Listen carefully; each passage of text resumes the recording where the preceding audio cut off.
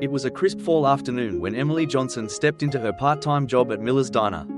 At just 22 years old, Emily was juggling the demands of college, supporting her ailing mother, and covering household expenses. Life hadn't been easy for her, but she had always prided herself on being resourceful and optimistic. That day, Emily allowed herself a rare indulgence. She had managed to save a small sum after paying her tuition and rent. With a sigh of relief, she decided to use it to treat herself to a warm meal before her shift began. Clutching a well-worn menu, she settled into the corner booth near the window, savoring the brief calm amidst the diner's usual chaos. The restaurant bustled with life.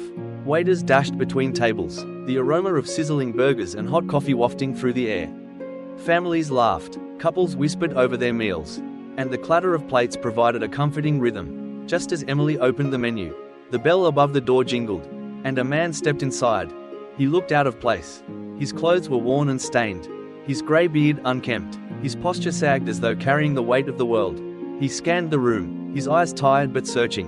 Whispers rippled through the diner. Customers glanced his way briefly before looking away.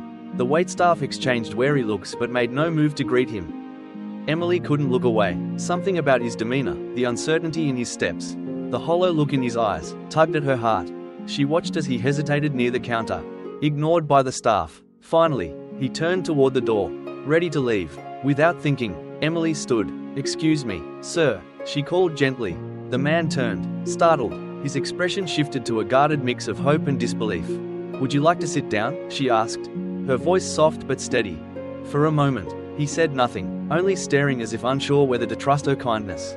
Then he nodded, the faintest flicker of gratitude crossing his face. Emily led him to a booth, her own hunger momentarily forgotten. "What can I get you to eat?" she asked as he sat. "Anything," he replied hoarsely. "I'm just hungry." Her heart clenched at his simple plea. She signaled to Jane, the waitress on duty, and ordered a full meal. Jane raised an eyebrow, her skepticism evident. "You're paying for him?" Jane asked loudly, drawing the attention of the nearby tables. "Yes," Emily replied firmly, her voice unwavering despite the growing whispers around her. Jane smirked but relayed the order to the kitchen. As Emily waited, she sat across from the man, who introduced himself as Patrick. He avoided eye contact, his fingers twitching nervously on the edge of the table. The meal arrived, a steaming plate of roast chicken, mashed potatoes, and green beans, accompanied by a tall glass of water. Patrick's hands trembled as he picked up the fork. He ate slowly at first, savoring each bite, but his pace quickened as hunger overtook him. Emily watched silently, her chest tightening. Around them, the chatter grew louder. Some patrons sneered openly, and she caught snippets of mocking comments from the other waitstaff. "Saint Emily, saving the day," Jane muttered sarcastically as she passed. Emily flushed but refused to respond. She focused instead on Patrick, who seemed oblivious to the growing tension in the room. To her, the man sitting across from her was more than a curiosity or a burden. He was someone in need of compassion. Suddenly, the din quieted as a commanding voice cut through the air. "What's going on here?" Emily turned to see Daniel Miller, the owner of the diner, striding toward their table. At 32, Daniel was a self-made entrepreneur with a reputation for being both fair and no-nonsense. His tall frame and sharp gaze silenced the whispers instantly. Jane wasted no time explaining, her voice dripping with judgment. Emily decided to use her own money to feed this stranger. Daniel's brow furrowed. He glanced at Emily, then at Patrick, who had just finished his meal. The room seemed to hold its breath as Daniel stepped closer. "Dad?" Daniel's voice cracked, barely above a whisper. Patrick looked up, his fork clattering onto the plate. Recognition dawned in his eyes, followed by a mixture of relief and shame. Slowly, he stood, his legs shaky but determined. "Daniel," Patrick murmured. In an instant, Daniel crossed the space between them and pulled Patrick into a tight embrace. Gasps rippled through the diner as the truth began to sink in. Patrick, the man everyone had dismissed as just another homeless stranger, was Daniel's father. For the first time, Emily saw vulnerability in Daniel's otherwise composed demeanor. Tears glistened in his eyes as he held his father, murmuring words too quiet for anyone else to hear.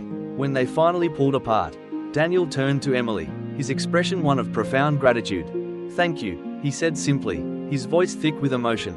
Emily nodded, still processing what had just unfolded. The rest of the diner seemed equally stunned, the earlier mockery replaced by awkward silence. Daniel helped Patrick into his office, leaving Emily alone at the table.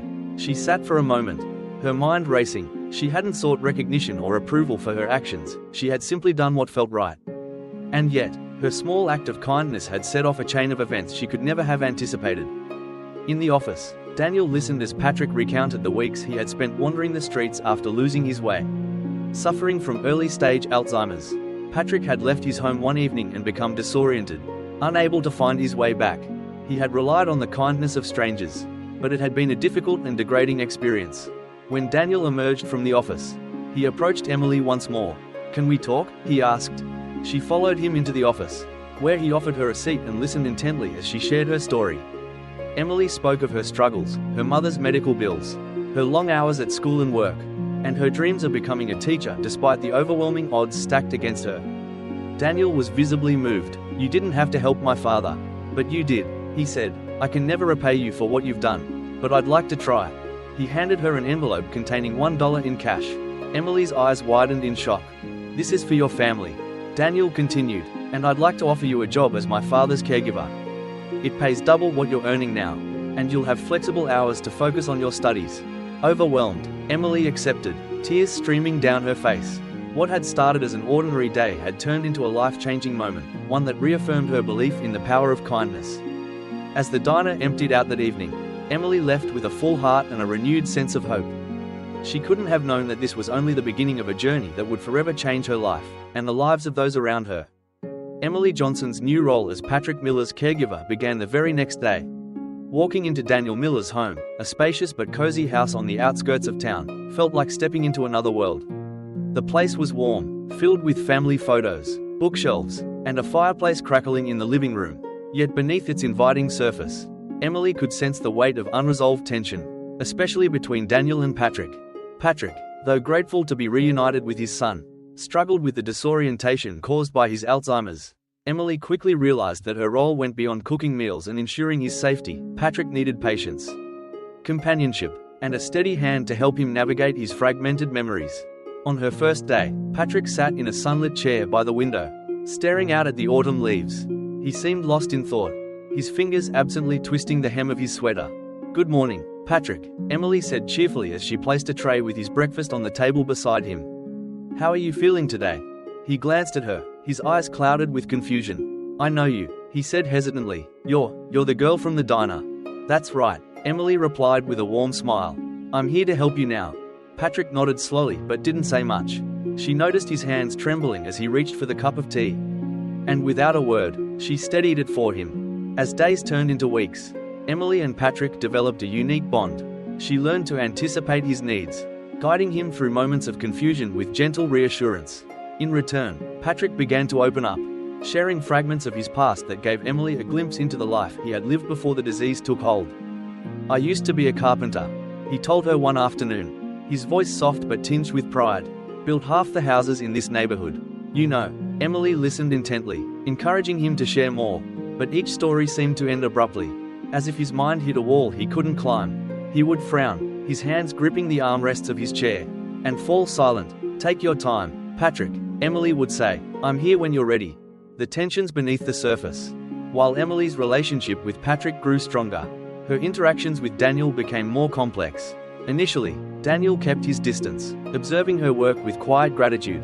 But as time passed, he began to confide in her, revealing the depth of his guilt over losing track of his father. "I should have noticed the signs earlier," he admitted one evening as they sat in the living room. The firelight cast shadows across his face, highlighting the exhaustion in his features. He'd been forgetting things, small things, like where he left his keys. "I thought it was just old age." Emily placed a reassuring hand on his arm. "You couldn't have known, Daniel. Alzheimer's is difficult to predict." He nodded but didn't seem comforted. "I was so focused on expanding the diner, on building my business. I wasn't there for him when he needed me." Emily's heart ached for him. She saw a man torn between his responsibilities and his regrets, struggling to reconcile the two. Despite their growing friendship, Emily couldn't shake the feeling that something was being left unsaid. Patrick, too, began to drop hints of a deeper story. On several occasions, he muttered cryptic phrases: "The papers, they're in the drawer." Or, "Daniel doesn't know about her." Her curiosity piqued. Emily decided to tread carefully. She didn't want to overstep, but she also felt a responsibility to uncover anything that could help Patrick and Daniel heal their fractured relationship. One evening, as Emily tidied up Patrick's room, she noticed a stack of old letters tucked into the corner of a drawer. The handwriting was neat but faded, addressed to Patricia Miller. The name was unfamiliar, and when Emily mentioned it casually to Patrick the next day, his reaction startled her. She was my wife, he said, his voice trembling. Daniel's mother. Emily frowned. I thought she passed away years ago? Patrick looked away, his hands gripping the edge of the table. That's what Daniel thinks. The weight of his words settled heavily between them. Emily didn't press further, sensing that Patrick's memories were too jumbled to provide clarity. But the revelation left her with more questions than answers. That night, unable to sleep, Emily sat in the living room, poring over the letters. They were love notes, written by Patrick to Patricia during their early years of marriage. But tucked among them was a hospital discharge form bearing Patricia's name, dated several years after she was presumed dead. Confused and alarmed, Emily decided to bring the discovery to Daniel's attention. She hesitated, knowing it could reopen old wounds, but ultimately decided that the truth was worth pursuing. The next day, Emily approached Daniel in his office. She placed the letters and documents on the desk before him, her expression apologetic. I'm sorry if this feels intrusive, she began, but I found these in Patrick's room. I thought you should see them. Daniel's brows furrowed as he picked up the papers. His eyes scanned the words, his expression shifting from confusion to disbelief. This doesn't make sense, he muttered. My mother died when I was 10. My father told me. He stopped abruptly, his jaw tightening. Why would he lie? Emily hesitated before speaking. It's possible he was trying to protect you from something. Or maybe there's more to the story that even he doesn't fully remember. Daniel stood abruptly, pacing the room. I need answers, he said, his voice low but firm. And I'm going to get them. The following day, Daniel sat with Patrick in the living room. The letters spread out on the coffee table between them. Emily watched from a distance, unsure whether to stay or leave. Dad, Daniel began, his tone measured but strained. What happened to Mum? The truth this time. Patrick stared at the papers, his face a mixture of fear and sorrow. He struggled to form words, his hands shaking as he reached for Daniel's. I didn't know what to do. Patrick finally said. She didn't die, Daniel. She left. She was sick, mentally sick. The doctors said it was dangerous for her to stay with us. I thought it was better for you to believe she was gone. Daniel's face hardened. You lied to me. You let me think she was dead all these years. I was trying to protect you. Patrick cried, tears streaming down his face. You were just a boy. You wouldn't have understood. The room fell silent, the air thick with unspoken pain. Emily, unable to remain a passive observer, stepped forward. Maybe it's not too late, she said gently. If Patricia is still alive, you could try to find her. Maybe it's time for closure. Daniel looked at her, his eyes searching hers for guidance. Slowly, he nodded. Over the next few days, Emily and Daniel worked together to trace Patricia's whereabouts. With the help of old hospital records and a private investigator, they discovered that Patricia had been placed in a long-term care facility in another state. She was still alive, though her mental health had deteriorated significantly over the years. The discovery sent shockwaves through Daniel's life, torn between anger at his father's deception and hope for reconnecting with his mother. He leaned heavily on Emily for support. Their late-night conversations grew more personal, their bond deepening in ways neither of them had anticipated. As they prepared to visit Patricia, Emily couldn't help but reflect on how much her life had changed since that fateful day at the diner. She had entered Daniel's world as a stranger, but now she felt like an integral part of his journey, a journey that was far from over. The drive to the long-term care facility where Patricia Miller resided was quiet but charged with emotion. Daniel gripped the steering wheel tightly, his knuckles white as his thoughts raced. Emily sat in the passenger seat, her presence a calming anchor amidst the storm brewing inside him. Are you ready for this? Emily asked gently, breaking the silence. Daniel hesitated before nodding. I don't know what to expect, but I need to do this. For her, for my dad, and for myself. Emily reached over and squeezed his hand briefly. Whatever happens, you're not alone. The facility was located in a quiet, tree-lined neighborhood. The staff greeted Daniel and Emily with professionalism and compassion, leading them down a long hallway to Patricia's room. As they approached the door, Daniel slowed, his breath hitching. Emily placed a reassuring hand on his shoulder. Take your time, she whispered. With a deep breath, Daniel stepped inside. Patricia sat by the window, her thin frame wrapped in a soft cardigan. Her hair, streaked with silver, was neatly combed, and her eyes stared into the distance. She looked fragile yet peaceful, as though she existed in a world far removed from the one around her. Mum, Daniel's voice trembled. Patricia turned slowly, her gaze settling on him. For a moment, there was no recognition, just a blank stare. But then, something flickered in her eyes. A glimmer of familiarity. Daniel, she said softly. Her voice cracked but unmistakable. Tears welled up in Daniel's eyes as he crossed the room and knelt beside her. "It's me, Mum. I'm here." Patricia reached out a trembling hand, touching his face as if to confirm he was real. "You've grown so much," she whispered. I thought I'd never see you again." The conversation that followed was halting, punctuated by moments of clarity and confusion. Patricia's illness made it difficult for her to recall events clearly, but certain memories surfaced with startling lucidity. "I remember you as a little boy," she said, her voice filled with emotion. "You used to bring me flowers from the garden. Do you still love roses?" Daniel chuckled through his tears. "I do, Mum. I always think of you when I see them." Emily watched from the corner of the room, her own heart aching at the bittersweet reunion. She could see the weight lifting from Daniel's shoulders, replaced by a tentative hope. As they spoke, Patricia's gaze shifted to Emily. "And who is this lovely young woman?" Daniel glanced at Emily, a faint smile tugging at his lips. "This is Emily. She's been helping me take care of Dad." Patricia studied Emily for a moment before nodding approvingly. "She has kind eyes. Hold on to her, Daniel." Emily blushed but didn't respond. The moment felt too sacred for words. The visit with Patricia marked a turning point for Daniel and Patrick. When they returned home, Daniel confronted his father once more, but this time with less anger and more understanding. "Dad, I don't agree with how you handled things," Daniel said firmly, "but I see now that you were trying to protect me. I just wish you'd trusted me enough to tell me the truth." Patrick, his eyes filled with regret, nodded. "I should have. Son, I thought I was doing the right thing, but I see now how much it hurt you." Their reconciliation was raw and emotional, but it allowed them to begin healing the wounds of the past. Patrick even expressed a desire to visit Patricia, though his Alzheimer's made him nervous about the experience. Emily stepped in as the bridge between them, coordinating another visit and helping Patrick prepare emotionally. When he finally saw Patricia again, the moment was both heartbreaking and beautiful. Though Patricia's memories of him were faint, she greeted him with warmth, and the two shared a quiet, poignant connection. As the weeks passed, Daniel and Emily's relationship deepened. Their shared experiences had forged a bond built on trust and mutual respect. Daniel admired Emily's resilience, her unwavering compassion, and her ability to see the good in others even when it wasn't immediately obvious. One evening, after a long day of caring for Patrick, Daniel invited Emily to dinner. The atmosphere was casual, but there was an undeniable undercurrent of something more. As they sat on the patio, the setting sun casting a golden glow over the garden, Daniel finally found the courage to voice what had been on his mind for weeks. "Emily," he began, his voice steady but nervous. "I don't know how to say this without sounding cliché, but you've changed my life." Emily blinked, caught off guard. "Daniel, no, let me finish," he interrupted gently. "You came into my life at a time when everything felt like it was falling apart. You didn't just help my dad, you helped me. You reminded me of what really matters.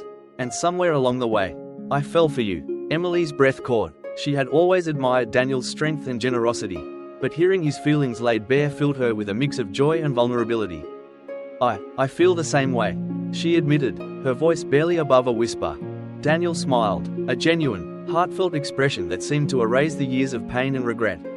In that moment, their relationship shifted from friendship to something much deeper. Over the next year, Emily and Daniel's love story unfolded naturally. They supported each other through the ups and downs of life. From managing Patrick's care to planning regular visits to Patricia, their shared commitment to family and compassion became the foundation of their partnership. Eventually, Daniel proposed to Emily in the very diner where their journey had begun. The moment was simple but meaningful, surrounded by the familiar clatter of dishes and the hum of conversation.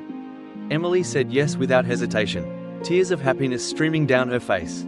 Their wedding was a beautiful celebration of love and resilience. Patrick walked Emily down the aisle, his proud smile lighting up the room. Patricia, though unable to attend due to her condition, sent a bouquet of white roses, a symbol of the connection that had brought them all together.